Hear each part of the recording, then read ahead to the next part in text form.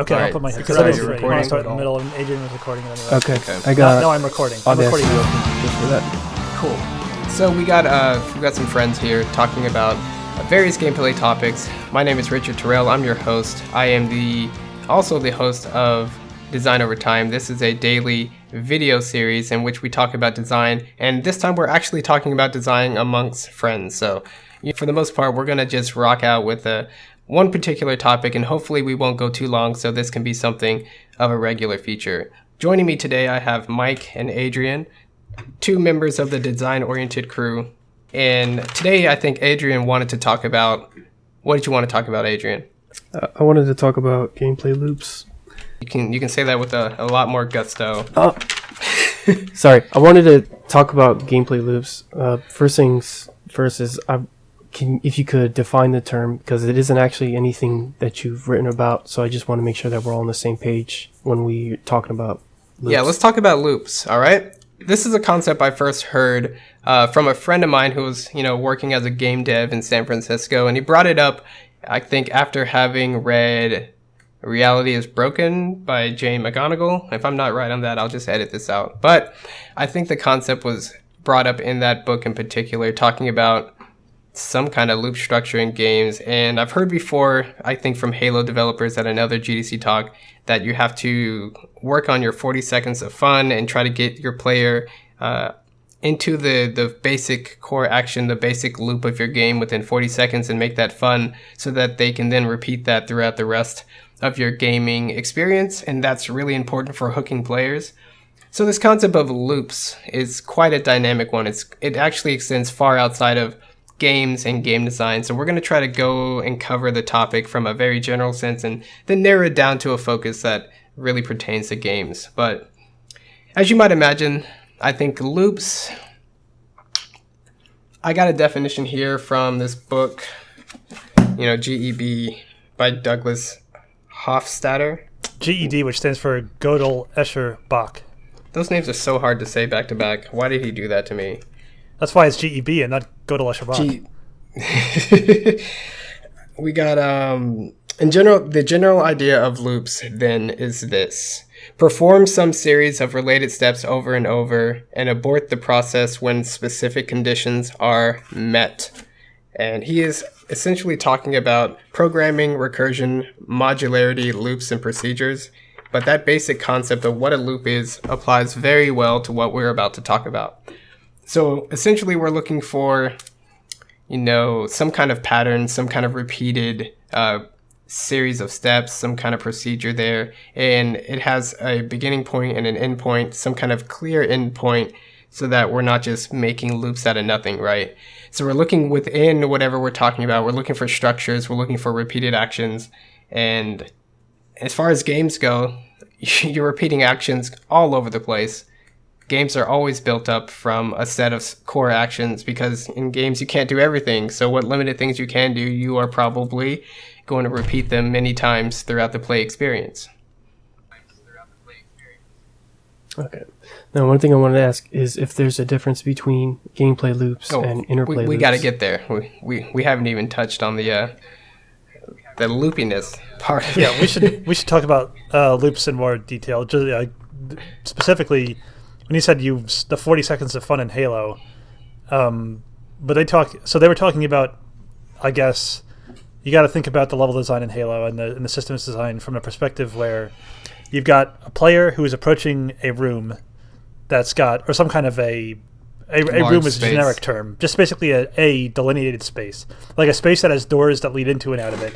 Even if it's outdoors, there are choke points, like a mountain pass or something. They do this a lot, where it looks like it's open, but it's actually invisible, walled into a limited space. And you pass through that, you're in this new space. And the enemies typically don't flow between the spaces, so they're very well delineated. So the 40 seconds of fun would be like, you enter a space. You establish the space by the game's level design putting you in a place when you first enter the space that gives you kind of a shot of what's going on. And then you can see places where you might have enemies, the places where you should go next or have to go next.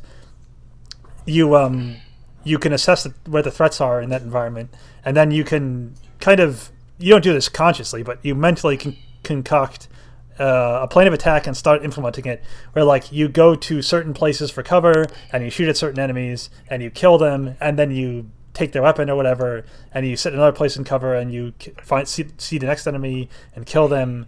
It's usually not that linear, but it can be that linear. Even like in Gears of War, for instance, is often that linear. And Gears of War also has this very similar structure. And then there's this process where you go through that entire thing, you clear out the room of enemies, and then you hit that delineation point at the end of the room, and it starts over again. Is that the 40 seconds of fun gameplay loop, or is it on a tighter scale than that? Yeah, I think it's on a tighter scale, because I believe clearing out a whole room like that, you can't do that in 40 seconds. But well, it depends. If you're playing super hot, you can.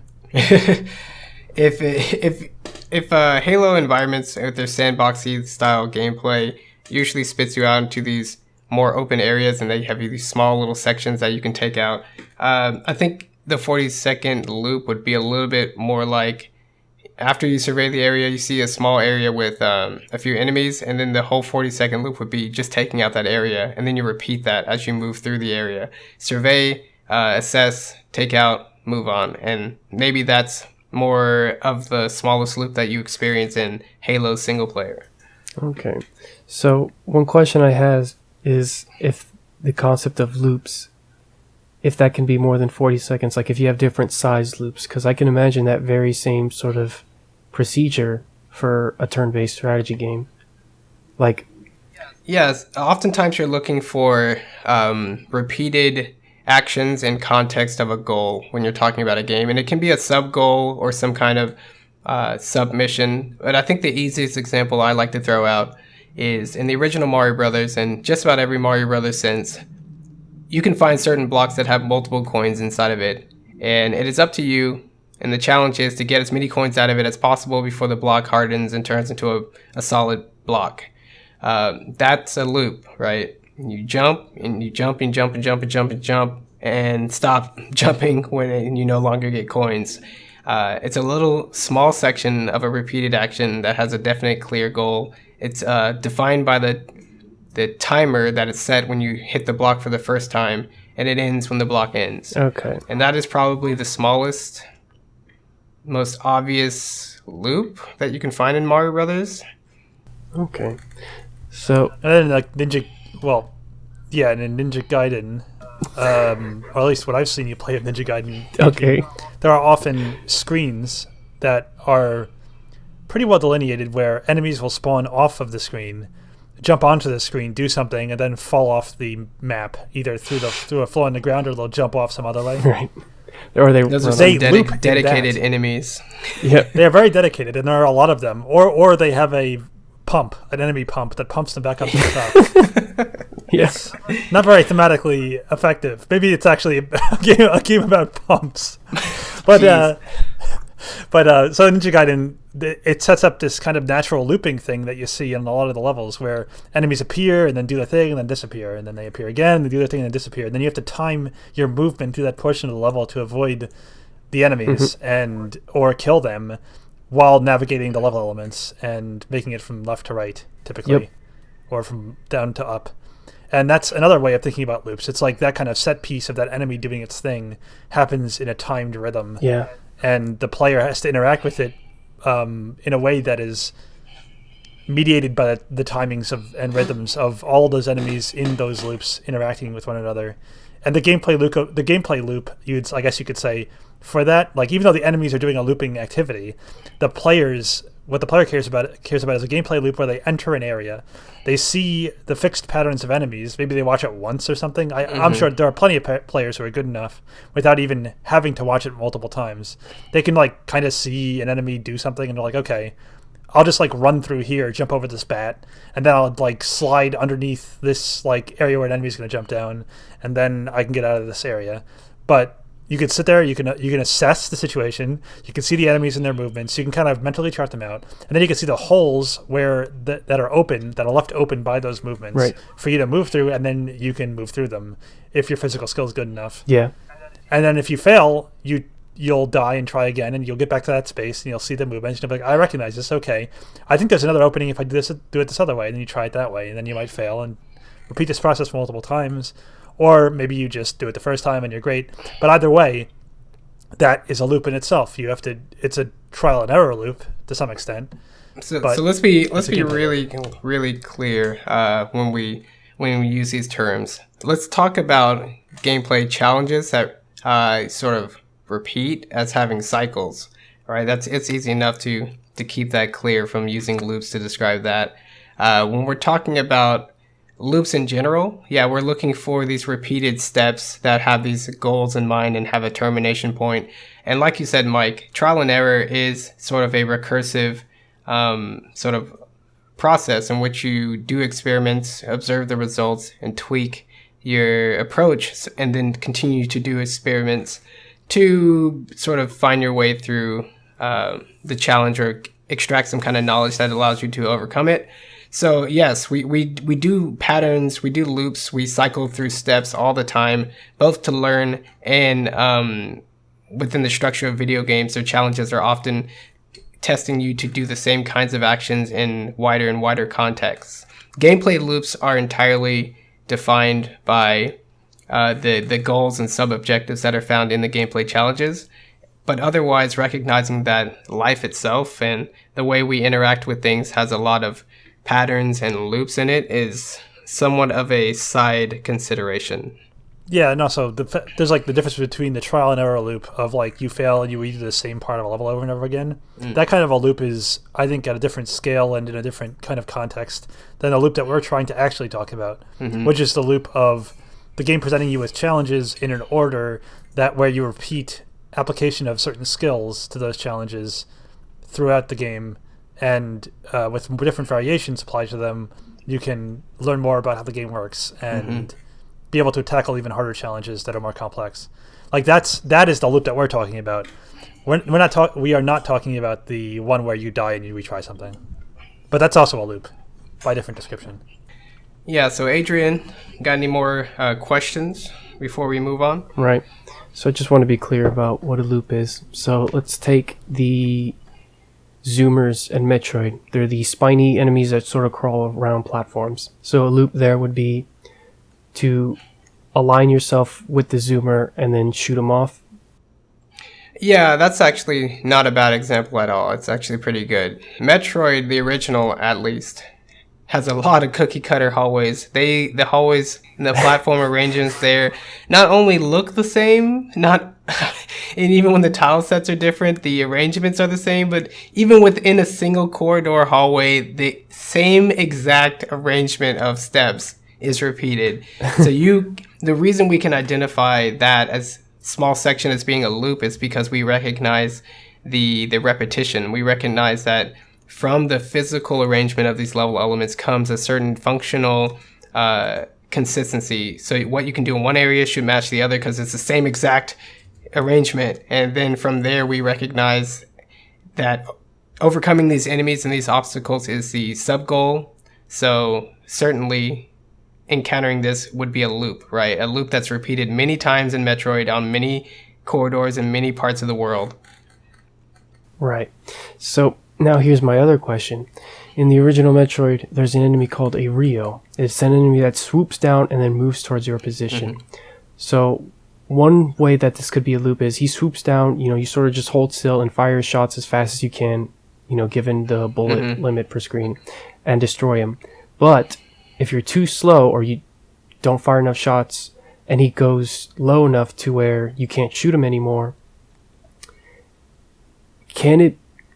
basically, what I'm asking is, if you fail one, is there such a thing as moving between loops? Because if you fail that first loop, the only way to deal with the Rio then is to jump to force him to go back up and then try shooting him again. So I think one thing that might help you understand what we're talking about with gameplay loops is we're not really talking about what the player does as a sequence of their actions. The strategies and the tactics that players use, the specific moves and the specific timing and the order of these moves, that's a whole separate consideration. And we know that games are really emergent and lots of stuff can go wrong or differently every time you encounter even the same challenge. But we are talking about things from a level design point of view. So without even considering the player, like we can look at the arrangement of tiles in the level, understand the game's basic rules, and identify where the looping structures are. Because this whole concept of talking about loops is about identifying structures. And for games and gameplay in particular, these structures are marked by their goals. So even sub goals like get to the end of the hallway, clear a room, obtain the next power up, beat the level in Mario's case, beat the boss and beat the item and get the item in Zelda. Like those are clear stepping stones. Those are clear goals and mile markers for progression through the game. And because the game repeats these things so often, we recognize it as a loop. Okay. So while there are really high level loops, when you're looking on the low level in an individual room or an individual level, you don't really consider what the player is doing to get in and around enemies. You just consider how the room's set up before the player even gets there. Right. And in a way, you answered a question I was going to ask later, and that was about larger, looping structures like across an entire game. And it was basically what you said about Zelda and Metroid. So do you have anything to add, Mike, before we blow this topic up? Because it's going to get real complicated. Blow it up. Okay. So structures, complex systems, the rules that make up these systems, things get pretty complex pretty quickly. We're talking about even within gameplay, we have a lot of emergent possibilities. We have a lot of rules interacting with each other, all these dynamic connecting pieces. But games are usually structured where you have multiple levels and multiple things going on, rules on top of rules that stack on each other, and you're supposed to play through these games in some kind of a sequence. Even when there's a large nonlinear component, there's usually elements that are designed where you interact with them after obtaining other elements, so on and so forth. Games are complicated. Now, identifying a loop, I said, the main thing you need to look for is the structure of what's being presented and with respect to the goal. Games have goals all the time. The ultimate goal of every game is beat the game. And then the sub-goals of that could be anything from, collect the 7 crystals in the Dark World for Link to the Past. I think there's 7. Or, get to the flagpole in every level in Mario. And it's really easy to see that games are composed of these structures that sort of nest on top of each other.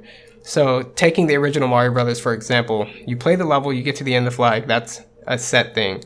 And then you play another level and get to the end of the flag. And you're like, okay, well, I can recognize that looping structure. Start level, get through checkpoint, get to flag. And then by the 4th level, it's a Bowser level. And you're like, oh, interesting. Like, I defeated a Koopa, but it wasn't the real Koopa, and I got to go to another castle. And all of a sudden you start off on the next level, World 2-1. And you're like, interesting.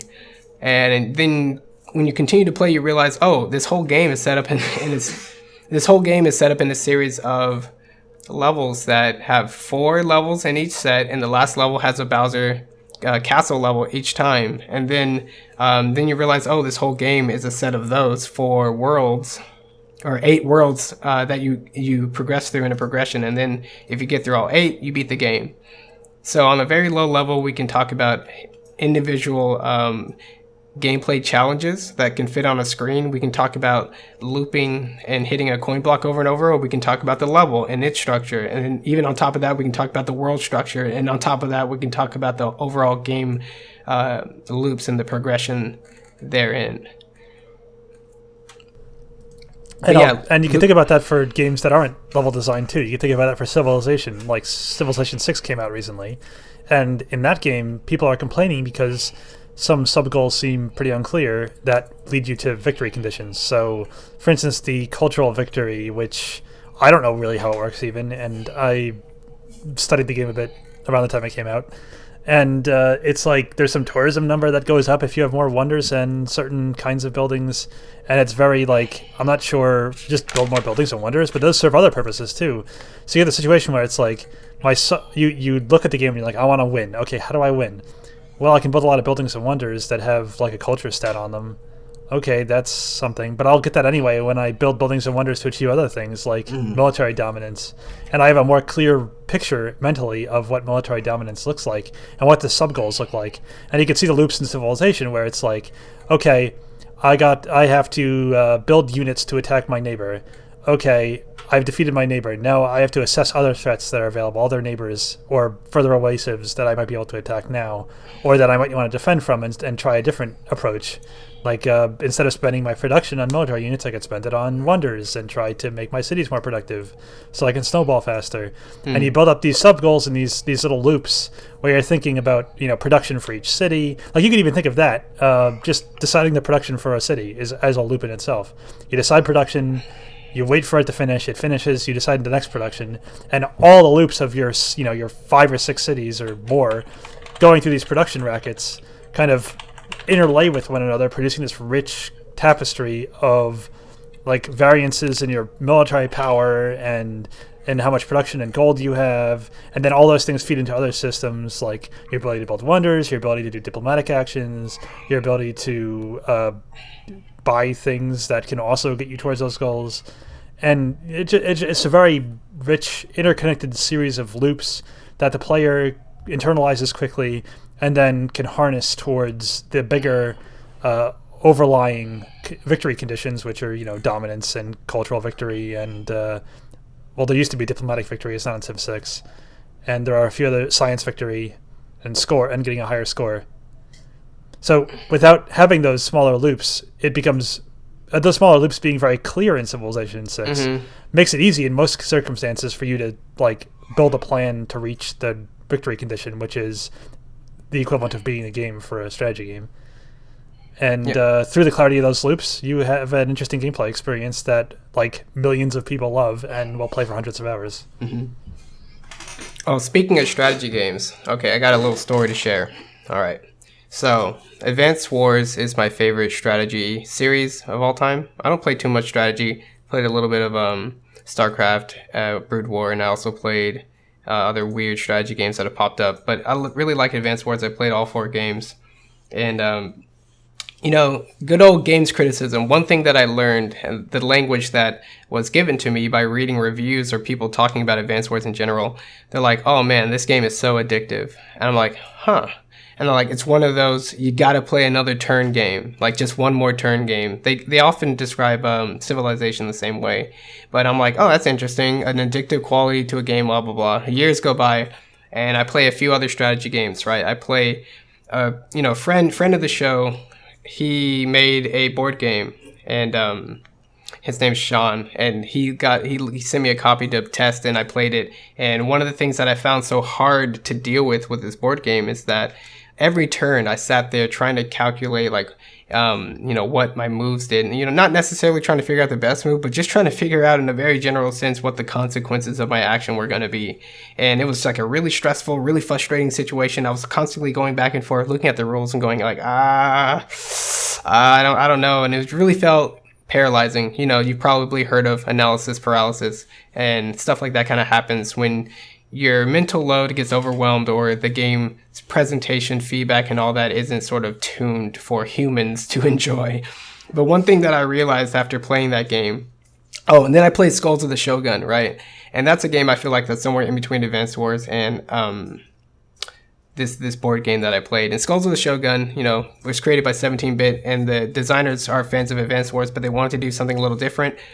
You move units around, and you're a little bit more free to move. You don't have a grid. You're moving these Japanese undead warriors around and trying to take the skulls of other undead warriors. In that game, I was also like, okay, I'm sitting here calculating a lot of stuff, trying to figure out where my actions, how they play out, and what the consequences are. Not having a little bit easier time than the board game, but not as crispy and as easy as Advanced Wars. Like, I know I'm an Advanced Wars veteran, but who cares? Like, I want this game to be a little smoother for my experience. And one thing I realized is that the reason why Advanced Wars is so addictive and so accessible in that particular way is that the gameplay loops that make up its base level strategy are really simple. Not too brain dead simple like what we were talking about before with certain JRPG style combat, but if you have a unit in Advanced Wars, you pretty much know what you want to do with it based on where it is on the map and what's happening overall. If you produce a unit back at your base and the battle's all the way down the field, you need to just get it down the field. Like that turn for that unit, very simple, just drive down the road.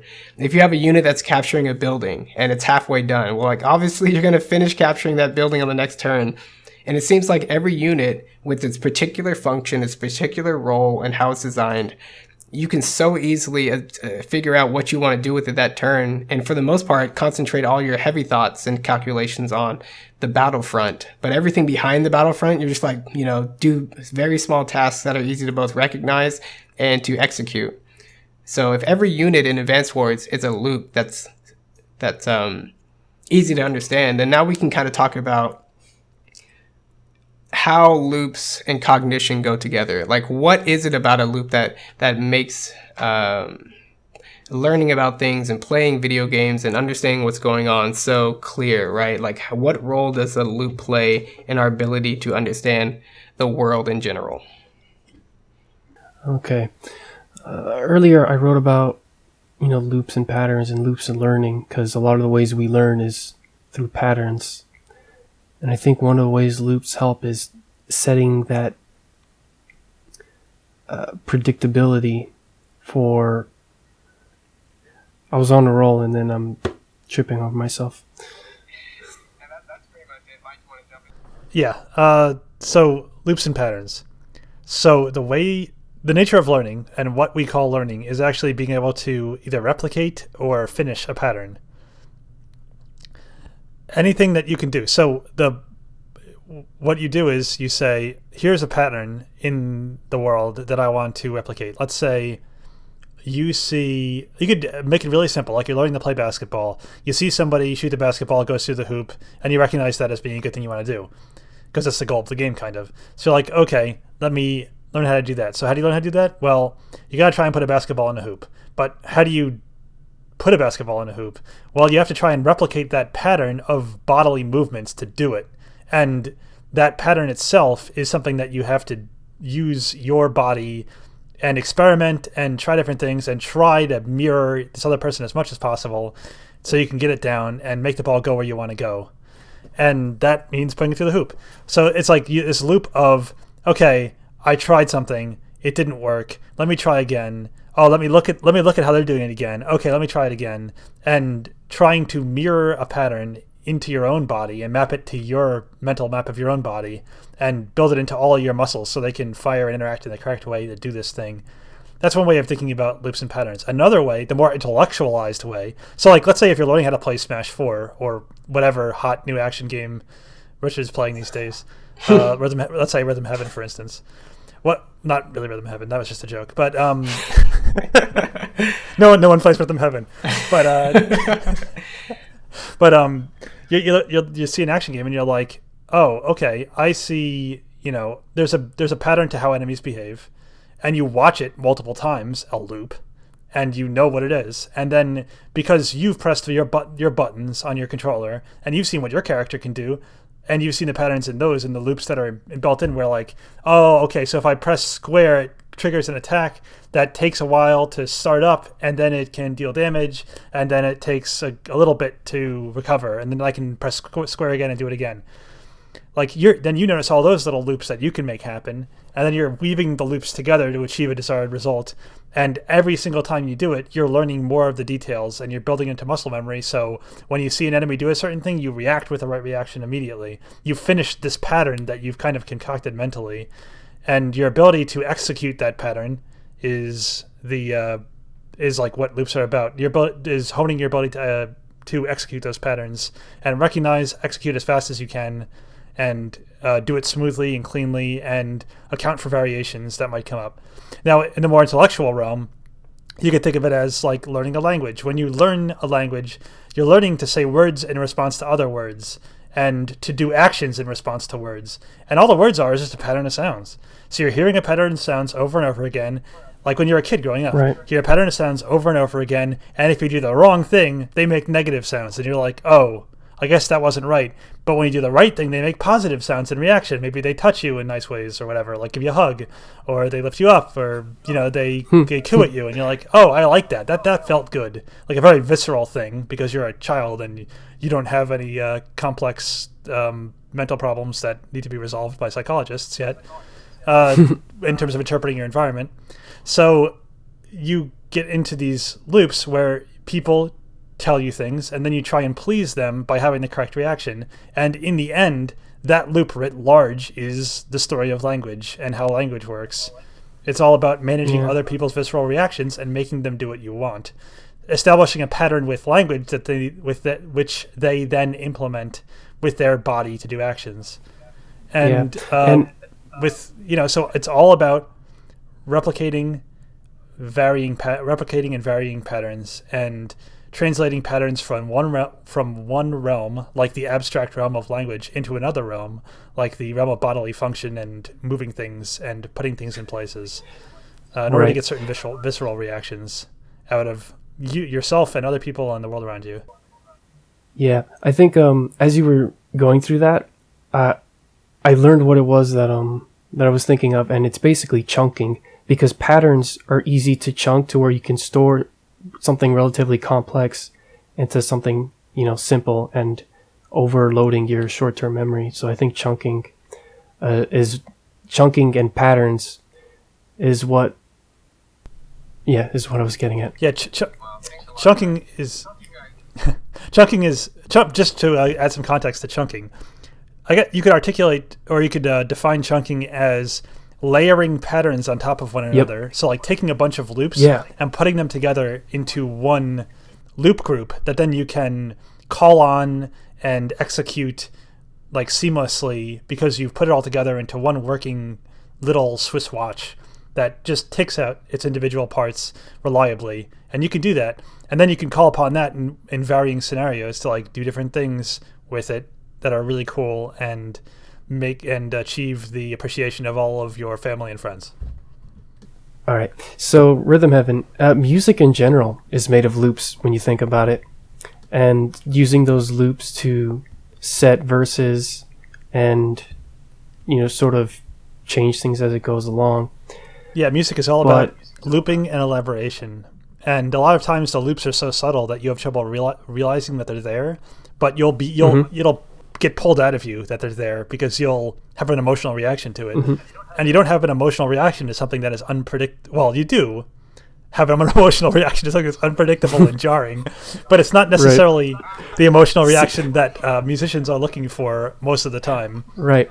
So, and what I was going to say is, when you can't recognize those loops, you get this horrifying piece of music, quote unquote music, that Bleach showed us from a video game, which was just a procedurally generated music. Yeah, it was just garbage. It's like, oh, what is this? And that can happen in games too, when you can't recognize those loops and it's just a bunch of noise.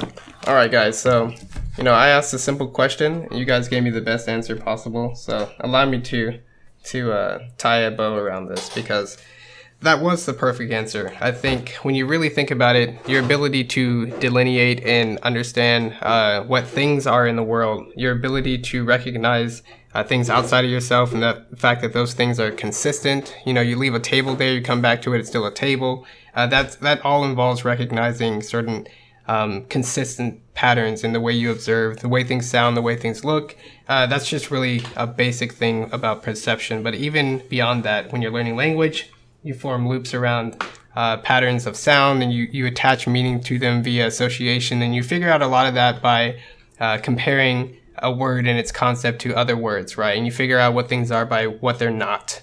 And that involves a lot of comparison, involves a lot of trial and error, and involves a lot of repetition, but such as learning. But that kind of makes up the really core foundation of even why we're able to speak and come together in this podcast in the first place. But then it goes even higher when you're talking about higher levels of cognition. You rely on those consistent smaller loops to build larger loops. You recognize even bigger patterns once you recognize the smaller patterns, and they build on each other.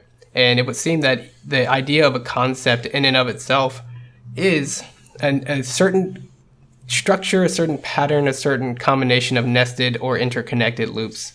And high concepts, they may be detailed because they are made up a lot of pieces, a lot of complexity, a lot of words, a lot of concepts. But I think the trickiest part about higher, more complex ideas and concepts and systems and structures is that not only are they made up of a lot of pieces, but they're made up of pieces in a very specific way.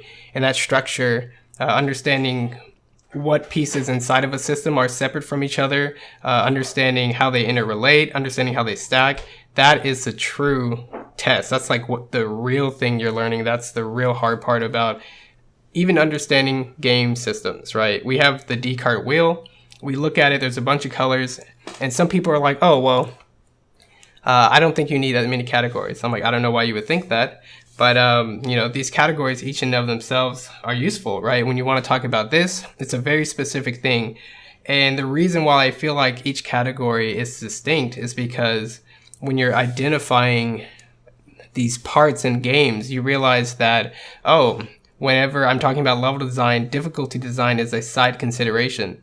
Because you can have the same level, the same concept, the same basic idea, but ramp up and down the difficulty by changing other facets of the game that are not even related to how these pieces are arranged, right? So you can take Mario Brothers and you can say the level is like X hard, right? But if you just make it to where pressing the jump button requires 20 pounds of force, right, on the controller for whatever reason, well, now that same level is much, much harder. But it had nothing to do with how the elements are arranged. It's more to do with how the controller is designed and how strong human thumbs are and different things like that.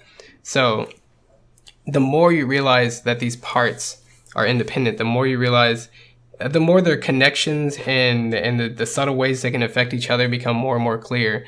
So it starts on a very small level, but it quickly builds into much more complex structures. And that's kind of the current landscape that we're sitting at with regards to level design. But as I hopefully made clear, it has so much more to do than video games. Music was a perfect example to bring up. I think Arden Shore made a video, a TED Talk, if you will, about the grammar of music. And he had some really nice visuals. I wrote about it on my blog. But essentially, one of the best things that lyricless music or classical music tests and stresses in your mind is your ability to recognize the patterns. Because once you recognize the smaller patterns, you can recognize the larger patterns. And then once you recognize those, you have a much sharper eye or ear for determining what subtle differences happen, when they happen, and what that might mean for where the song is going, what that might mean even tonally and emotionally, right? The more that you can recognize these patterns, the more anticipation that you can build into where the song sounds like it's going, the more you'll get the more the twists and turns will be sharper to you, the more it'll be more like a well-delivered joke instead of just like, well, that's random. Like, I don't know where this song's going. I'm just along for the ride. It's about anticipation, and it's about how the very act of anticipation requires your brain to react in a certain way. It's because you're aware of the loops, you're aware of the patterns, and it's like putting a piece of the thing that you're observing inside of your head. So for all those reasons, loops are a big deal, and I think I found that we lack a certain level of fidelity of language when trying to talk about loops. We lack visual models to represent all the ways that games loop, both level design wise and conceptually. And I've been working a little bit on how to draw like a simple notation system to illustrate how games level design structures loop up, and also how their conceptual ideas stack on top of each other. And it's been quite an interesting project, but I think the goals, the benefit of doing so will help people recognize how different games are and how they do, I guess, the range of different ways that they do it well, right? I think a lot of people think games are the same, but until you explain it to them, they can't see the differences.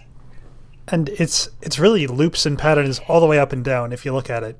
Because if you look at life in general, things and whatnot, you can think of it as being loops and patterns all the way up and down, because you can think of the pattern at the first level of just a series of events that you can watch and you'd be like, okay, and then it happens again and you're like, okay, that's how that works. So if I see this happen, then I know that this other thing is going to happen next.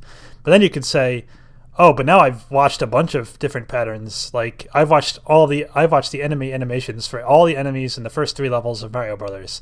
Like I know that Koopa's jump in a certain way. I know that Goombas walk in a straight line. And then you could see the pattern to the pattern. So if you run into a red Koopa, you can be like, oh, a red Koopa. Maybe it'll behave slightly differently because it's red, but it's a Koopa. So it'll probably, or a Koopa with wings, let's say. It's like, oh, it's got wings. Well, I've seen wings elsewhere in my life, and they mean things can fly. And you see the red Koopa and it's flying, or whatever, or you see the winged Koopa and it's flying, and you're like, oh, that's cool. And then you're like, okay, well, I've jumped on Koopas before, they turn into shells. And this one has wings, but he also seems to have a shell. So if I jump on him, I'll probably still get a shell out of it. And then you'll be like, okay, cool, I jumped on him in this shell, and I can jump on the shell multiple times even, just like the other Koopas. So you apply you see patterns in different places, and they interlock and intermesh in different ways. And you can reapply those patterns partially to other places that are novel, actually, and come up with reasonable expectations. And this is what a lot of games subtly get wrong, is they establish a bunch of patterns like that, with what I was talking about with the Koopas, and the different colored shells, and if they have wings or not. Games establish patterns like that without even knowing it, and then actually things behave differently in the end. And you're like, what? Why would it be different? Like, I had a mental model. That's another keyword here. Another key phrase here is mental model. I had a mental model of how these things worked, but then like the bits that are in common between thing A and thing B don't suggest actual differences in the behavior of thing A and thing B in this case. So it really confuses me. Maybe you can think of an example of this quickly, Richard, but it's like all over the place. But maybe you can paste that in after the fact. Editor's note. But that's one layer of it. So that's like patterns of patterns, and then the player applies the loops on top of one another to kind of come up with theories about how the world's going to act in that new scenarios. anticipation, that expectation, very important. Exactly, the anticipation you just talked about. But on a smaller scale, I'm saying that it's not just like per enemy. You could break things down and then say like the player's expectations based on each of the component parts of what might be one category in your wheel. And then you could think of at another level, you could think of patterns in level design. You could think of like so like concepts like counterpoint, which is a pattern in level design, but it's a pattern of patterns, because the pattern itself is just how the level elements are arranged. But the pattern on top of the pattern is this counterpoint model of thinking about how the various level elements interact with the player's willingness to do things and how they can map out how to do things in the level. Yeah, and I want to jump in on that counterpoint part when you're done. Go ahead. That wouldn't be jumping in, that would be jumping after. But it depends on how much you're going to say. Well, I just wanted to say quickly. So it's a pattern of patterns. And then you could think of creativity itself as being you recognizing patterns of patterns and then producing the more concrete pattern from a more abstract pattern. Yeah. So you listen to music your entire life, and eventually you see all these things like, oh, okay, so when you have notes that kind of have this relationship with one another, it sounds happy, or it sounds sad, or if you play faster, it sounds happier, or if you play slower, it sounds sadder. And like major and minor key, you give up all these relationships between your visceral reaction and what the notes are, but there's a leap where you get those ideas and you get those patterns, but then you're like, oh, but I can just take the pattern of the pattern and I can make my own pattern out of it by playing different notes in the minor key scale when I want to make things sound sad, without even having to replicate anything. I'm just taking the pattern and forming a new pattern based on the higher level pattern. And this also happens in gameplay when you see like amazing comebacks in fighting games, for instance, where people pull off, well, sometimes it's just physical feats, but a lot of times it's you think of an interaction, you see a pattern that somebody else didn't see, and you creatively come up with a solution to work your way through that pattern. And other people don't even realize the pattern's there, and you've picked it out, and you're creating your own pattern in reaction that defeats your opponent. Yeah, there's a ton to say based on the things you just pointed out. I'll work backwards. Fighting games, which, we're going to do a design over time video pretty soon about what is a fighting game and what's at the core of it, and how you can incorporate as few elements as possible to get that core gameplay experience to emerge out of your gameplay. But one thing I will say that patterns are super important for fighting games. I think the ability to create pattern-based mix-ups and to throw off your opponent's expectations is at the very core of how they work. In a very basic way, the moves are designed so that no one move is the best move all the time. It's actually, there's always a move that beats what your opponent does. So essentially, you are struggling to figure out what your opponent's going to do in order to pick the best move to counter it. So you kind of want to show that you're vulnerable and then cover up that vulnerability with the perfect move for the job and see what baits your opponent will fall for. It's just like a really quick and dirty way of talking about, conditioning and pattern-based mix-ups. But the entire genre revolves around this idea of establishing patterns through gameplay actions and then trying to be more aware of what your opponent's picking up on and how to break your own patterns and when to break your own patterns. And that's a huge part. I think you can't have a fighting game until you can establish, even on the small level, some patterns like that and have that be what's negotiated and communicated back and forth between the players. Second thing, going backwards, creativity. I heard from some source that oftentimes being creative in a field is just taking things from other fields and applying it so that you're introducing it to a new audience. And in light of what we just discussed, this is less about like, hey, these people don't know about Mario. I'm going to make a platformer about a yellow hat dude who jumps. Like, that's not what we're talking about.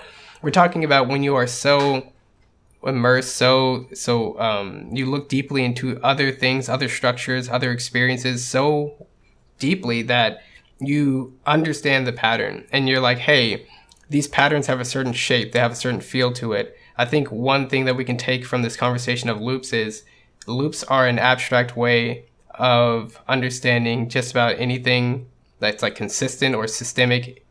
So we can apply it to just about anything. And if you can apply that sort of basic structure, if you can extract the structure out of anything, then you can better understand its parts. And when you better understand its parts, you can know what you can manipulate to create similar effects, right? So I think creativity in a lot of ways is like, hey, music has all these structures. I'm going to try to take one of these structures that I know well because I study music and apply it to this game, right? And see what happens. And it doesn't even have to be a music game. That's sort of like a direct translation. I'm talking about underlying core relationships. And I think that's why I mentioned it before, but I think that's why Miyamoto and the designers at Nintendo were able to create a style of level design with the Super Mario Bros. Even back on the NES that is very layered and in a way that I call counterpoint. And counterpoint is a term that comes from music design and essentially means you have multiple voices of the music all happening at the same time, but they don't clash with each other and they create really unique moments of harmony and coming together and pulling apart that just makes the whole musical landscape richer. And it's no wonder to me that Miyamoto and his team came up with this style, what would be the equivalent of counterpoint in a platformer, when Miyamoto has a music background and an engineering background. And it seems like you need both of those things in order to even come up with that idea in the first place. But if you have both those backgrounds, it seems so obvious, right? And me, like I was going in at one point in college studying to be a mechanical engineer, and I have a really strong music background. So that if you think about it like that, it's no surprise that I'm the only person writing about the layered level design of Mario Bros. and trying to use terms like counterpoint to describe their layered design, right? So maybe in the same way that loops affect the way we think and how we talk, they're also shaping our brains and giving us new ways to look at the world and new avenues to compare things and new ways to communicate structure and experiences and emotions. So that's a cool thing for creativity. And the first thing that you said, backing up, wait, that was creativity, counterpoint, and fighting games. That's everything. Woo! I need to take a break from talking. Okay, so we'll take a break. There was a ton in there, and there was a lot of cool things said, basically. So I want to articulate, well, maybe I can give you, here's some more material, but maybe you can add on to the middle of that somewhere. And we can kind of wrap it up after your edition, because it's 49 minutes right now. Yeah, I'm sure. We can keep talking now. Yeah. Okay, so if you think about loops at the most basic level, what you have is a repeated sequence. And sure, that's great. Repeated sequences are useful. But really what's useful about them is not the fact that they're repeated, but the fact that there is a bunch of it that is repeated, and there are small bits of it that vary. And those variances need to be picked up by the player. Well, in the case of video games, the variances need to be picked up by the player. And then what they do mentally is they look at all the other places where they've seen those variances, and they try and make sense out of how those variances fit into this pattern they've been seeing over and over again. And if they can do that, they'll try stuff when a pattern comes up again to try to manipulate it based on what they've learned from other things. So, like, let's say you have a shovel in a fighting game, or not a fighting game, sorry. You have a shovel in an action game, and you know that you can dig with the shovel for whatever reason. Let's say, like, you can dig up treasures or something. Like, that's one of the actions a shovel can do. It can dig up treasures. But you have a sword and you have a shovel, and you're like, well, I know in real life I can hit people with shovels. So, like, what if I press the attack button when I'm near an enemy when I hit the shovel? Well, you guessed the pattern right, and you could hit the enemy over the head with the shovel. Like, something as simple as that. That is looping and patterns being formed out of other patterns and layering of lived experience with gameplay experience and bringing it all together. So game designers have to be very careful when they're designing their game that the icons they put in their game, so like a shovel, for instance, behave in a way that doesn't like really confuse their player because only parts of its metaphor are used by the gameplay. So like in Minecraft, if you couldn't attack things with shovels, if you shoveled at something and it did nothing, actually it might do nothing, I'm not exactly sure, but the fact that you could shovel at something and it would do nothing to that thing, like it wouldn't even do any even small amounts of damage, is kind of a pattern breaker. It disrupts the player's ability to map the metaphor to the game, map the metaphor of that physical implement into the game. Mm-hmm. So this not only happens between real life and games, but also between a game and itself and a game and other games. And a lot of times I feel like it's so much based, like what patterns the player will pick up on and which ones they won't pick up on and what will frustrate them has so much more to do with what games they've played in the past and how they interpreted them than it has to do with like objective characteristics of the game at question. Yeah, I definitely agree with that. And often you get like there's like a what was it? Is that a sequelitis video or something? The one with the Mega Man tutorializing thing. Yeah, sequelitis Mega Man X. And it's like I watch a video like that and I wonder, is that really getting at something important? Like, yeah, some of it seems true and makes sense. But when I played a Mega Man game for the first time, I had played games where I jump and use weapons and stuff. Like, at a very basic level, is a player learning all those stupid, simple, basic things? Or are they actually able to much more adroitly map lived experience and a past game experiences onto Mega Man and then account for the variances that they see when they experiment with the mechanics? Yeah. It gets really tricky when you try to reverse engineer how you might have thought when you first look at something when you can't remember it. It gets real sticky. Right. And then all the connections that you can draw, because often you can go back and you can be like, oh, look at all of these signs that are very subtle that point in certain directions in this game. Mm-hmm. Isn't that clever? But then those might not even like have registered at all to you when you originally played it. They might not have played any part in it. You might not have even seen them. Mm-hmm. But the fact that you can go back and examine it closely gives you so much more leeway for seeing minute things that point in a direction that really, like, a lot of times a game will have a lot of signs that point in the same direction because you're going to miss 7 out of 8 of them. Yeah. To point out something Adrian said and something you said, a lot of people try to lean too hard on intuitive design when the landscape of how players react to things is so dynamic. It's so changing all the time, and it's also largely based on what games they've played. There's a cool Radiolab program. I'll try to find the episode, but it was talking about how this one classical music composer had a concert and had this new style of music, and it was so radical from what the audience people expected, like in the 1800s, 1700s, that they all like ran out of the theater screaming and holding their ears, and they couldn't take it because the sound of the music was like an affront to their senses, right? But then just a year later, they had the same concert and everybody loved it.